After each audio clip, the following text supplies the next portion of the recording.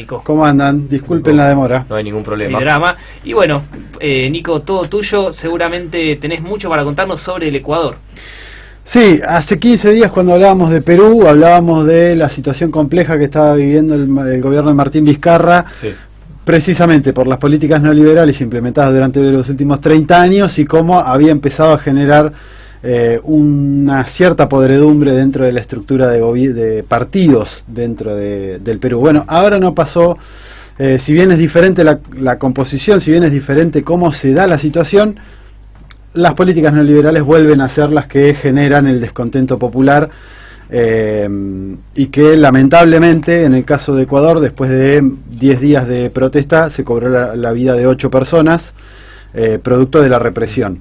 Secuestros también hubieron, ¿no? Hubo de todo, hasta enfrentamientos inclusive entre sectores de la policía y de las Fuerzas Armadas. Se ve, hay un video que está dando vueltas donde algunos efectivos de las Fuerzas Armadas defendían de alguna manera a los manifestantes que venían circulando, y la policía incluso confrontando con los militares. Tremendo. Una cosa, casi una guerra civil. Una cosa bastante compleja. De todas maneras, me parece que es interesante poder remarcar que esto en Ecuador no es nuevo. Si algún oyente se pone a investigar un poco en la historia de Ecuador antes de la llegada de Rafael Correa, desde principios de fines de los 90 hasta entrado los años 2000, había pasado hubo varios presidentes que se dan vuelta, cayeron. No, que se dieron vuelta no, acá está la diferencia. Sí que cayeron por la movilización popular. Bien. Lucio Gutiérrez, se me van a escapar los nombres, pero hubo 3 presidentes casi al hilo entre el 99-2000, que fue el primer estallido, hasta 2005, que es después viene el proceso de Rafael Correa. Pero también por la movilización popular, y es un actor clave aquí, me parece que es necesario resaltarlo, cuando las comunidades indígenas bajan, así se lo llama porque viven en los cerros, cuando bajan a la ciudad, es cuando ya la situación está demasiado tensa. Claro. Bien. En este caso, ¿qué fue lo que, digamos, termina gestando o termina generando este descontento? El decreto número 883. Este decreto, entre muchas cosas, algunas de los elementos que tenían era, primero, que subían los combustibles en un 23% las naftas, la nafta común, y en un 123% creo el diésel. Yo escuché algo que iban a sacar los subsidios, ¿no? A la nafta. Es que en realidad, claro, se sacarían los subsidios, pero eso implicaría una suba inmediato del 25% de la nafta común, del 125% del diésel, y además reducía a la mitad las vacaciones de los empleados públicos. Y otra de las cosas que hacía era que si vos eras contratado del Estado y al año siguiente te renovaban el contrato, tenías que renovar sí o sí con un 20% menos del sueldo que tenías. Sí, todo muy camuflado encima, ¿no? Las medidas estas. Bueno, con acá nombres... todavía no lo escribí, pero voy a empezar a escribir respecto de esto que les voy a mencionar ahora, que tiene que ver con cómo funcionan las políticas del FMI y cómo funciona ese organismo como un mecanismo de extorsión a aquellos que piden créditos. Esto pasó con Grecia, pasó con Argentina, pasó con España, está pasando con el Ecuador ahora. ¿Cuál es el punto? El gobierno de Lenín Moreno pide un poco más de 4.000 millones de dólares para una economía que está dolarizada. Es un montón de plata. Si se lo compara, Argentina no está dolarizada, pero pidió 60 casi, 57.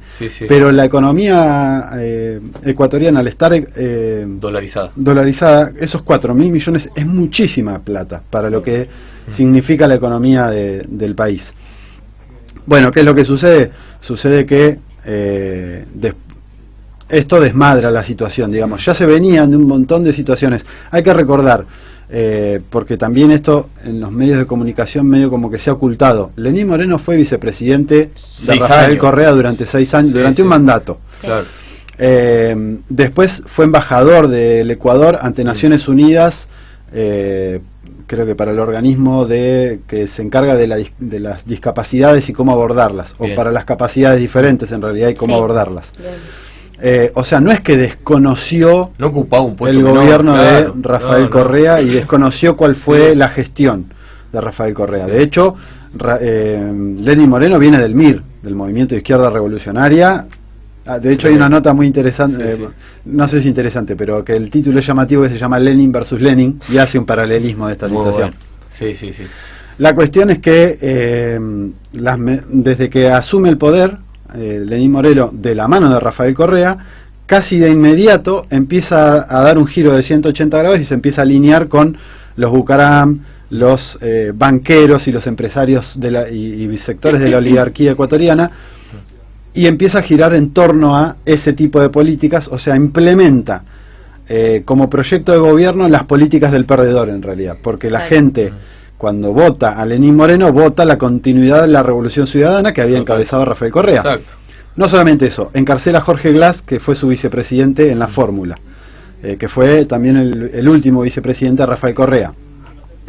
Además de eso, se fragmenta el bloque de unidad de la Revolución Ciudadana, del movimiento Alianza País, que era ese gran movimiento. Empieza la persecución contra los referentes de Alianza País, principalmente Rafael Correa, Jorge Glass, bueno, que sigue preso, Ricardo Patiño, el ex canciller, que está asilado en México, y en la actualidad, en estos días, que también es otra cosa que pasó inadvertida, yo creo que también por la magnitud de las movilizaciones y demás, es que metieron presas a muchos, incluso diputados, por señalarlos como hostigadores a las movilizaciones y al desmadre y al zaraza.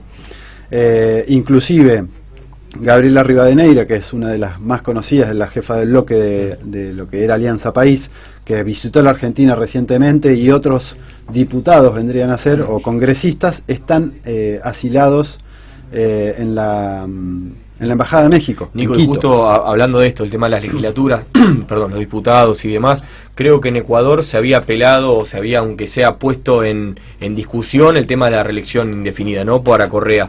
No sé si eso se llegó a votar, si se llegó a intentar reformar la Constitución. Eso fue un plebiscito que se hizo, en el que eran varias medidas, eran 10 medidas, que en ese proceso Rafael Correa sí interviene públicamente. De hecho él todavía estaba en Quito, fue específicamente a Ecuador a hacer esa campaña, porque una de las cosas que planteaba era que cualquier funcionario que haya atravesado la función pública no se podía volver a presentar con retroactividad. O sea, Rafael Correa no se iba a poder presentar a nada, en la vida política pública de un cargo público, por decirlo.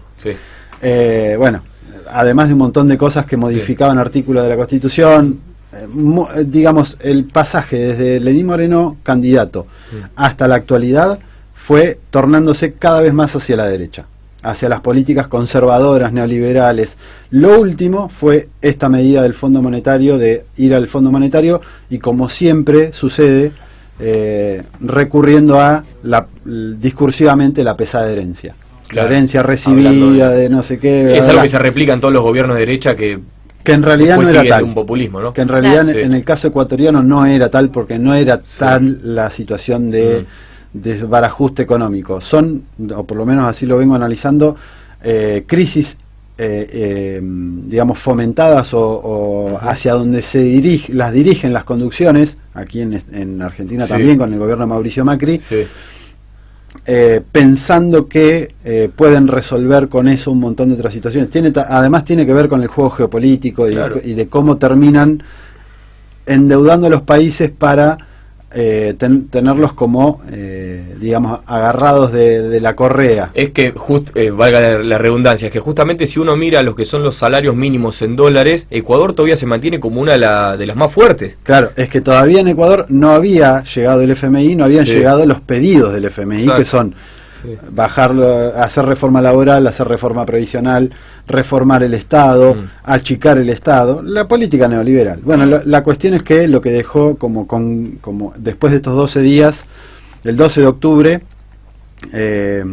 según la Defensoría del Pueblo del Ecuador, había 1.152 ciudadanos detenidos, muchos de ellos de la ciudad de la ciudad de Pichincha, del estado de Pichincha, la gran mayoría hombres, pero había estos 8 muertos que señalaba anteriormente, heridos también más de 1.000, una situación muy compleja, porque en el medio de esas situaciones también se dan situaciones de saqueo, de vandalismo. ¿Y alguien se hace cargo de las muertes, por ejemplo?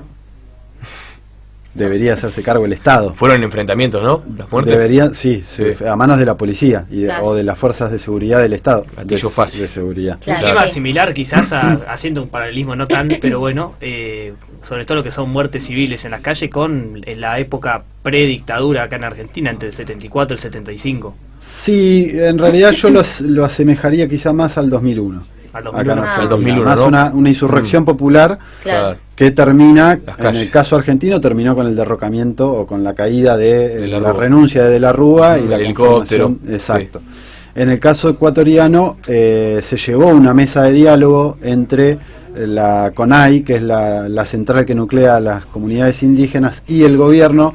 Se dio para atrás, esto entre unas comillas muy grandes, se dio para atrás, digamos, se dejó sin efecto el artículo 883, pero entre las reivindicaciones que habían sido originarias de las comunidades estaba no solamente ese decreto, sino que el FMI se fuera del Ecuador, que se parara con la política neoliberal que encarecía la vida de la ciudadanía ecuatoriana en su conjunto.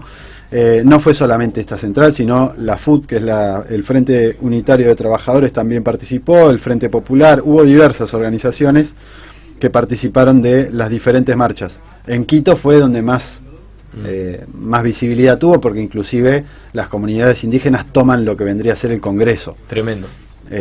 Y sesionan desde ahí como comunidades. Las comunidades originarias tienen otro tipo de legislación, otro tipo de justicia, y en la Constitución ecuatoriana está reconocido, al igual que en la boliviana. Bien. Son dos de las constituciones, dos de los procesos de los últimos 20 años que se dieron contemplando una reforma. Que más que una nación son plurinaciones, ¿no? Son plurinaciones, exactamente. Sí, está contemplado eso constitucionalmente. Esto ni por asomo, esto sí se puede decir que podría llegar a ser una victoria en términos parciales, o una batalla que se ganó de parte del movimiento popular, fundamentalmente el movimiento indígena, por haber tenido que retroceder. Ahora, el ministro de Defensa, Oswaldo Yarrín, y la ministra de Gobierno, María Paula Romo, son dos de las culpables de la represión, digamos.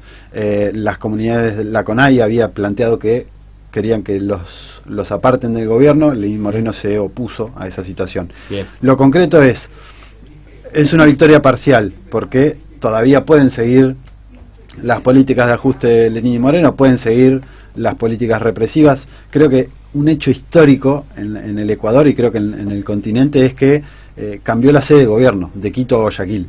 Mirá. De la sierra a la costa. Esto, en términos de quien conozca a Ecuador, es muy simbólico, porque Guayaquil es la zona de lo que vendría a ser la oligarquía costeña, que es como la que más fuerza tiene. Me imagino todo, ¿no? No, de hecho siempre fue, Guayaquil terminó siendo, la parte de la costa terminó siendo muy anticorrea. Mirá. Eso es una particularidad del Ecuador. Claro, Quito era más como el fuerte de Alianza País. Sí, quizás el único que lo pudo sostener en el tiempo fue Evo Morales en Bolivia, todas estas luchas, ¿no? Sí, inclusive, de hecho, hay muchas cosas que se plantean como contradicción, que muchas organizaciones salieron a saludar cuando ganó Lenín Moreno, precisamente porque era la continuidad de Alianza País. Era la continuidad de... como el mismo Correa dice, después fue un caballo de Troya. Sí. Que terminó yendo para el otro lado. Hay que estar muy pendientes, de todas maneras, porque que haya sucedido esto no quiere decir, por un lado, que no puedan darse reformas de las que pide el Fondo Monetario, pero tampoco quiere decir que las comunidades no se vuelvan a levantar, y que la suerte de Lenín Moreno, si no cambia la política, termine siendo como la de sus predecesores, que salieron por insurrecciones populares, como Lucio Gutiérrez, que fue el antecesor a Rafael Correa. Sí, habrá que estar atento, ¿no? Sí, como para ir cerrando, alguna nota que tengas para compartirnos como general. En realidad, sí, una que es una de las que digamos, tomé para analizar esto, se llama Revueltas Populares, tumbó el paquetazo del FMI, pero las heridas quedan. Habla también de esta cuestión de que las reformas y cosas se pueden quitar, pero los muertos no los va a remontar nadie. Las heridas tampoco. Los destrozos se arreglan, digamos, las cosas que pasan en la calle se arreglan. Las muertes no tienen forma de remediarse. Está escrita por Eduardo Tamayo, en el portal Alainet. Perfecto. Perfecto, Gracias. bueno Nico, muchísimas gracias. Como siempre esperamos tenerte de vuelta dentro de 2 semanas y ver cómo avanzan estas cuestiones. Nos vamos despidiendo, son las 20.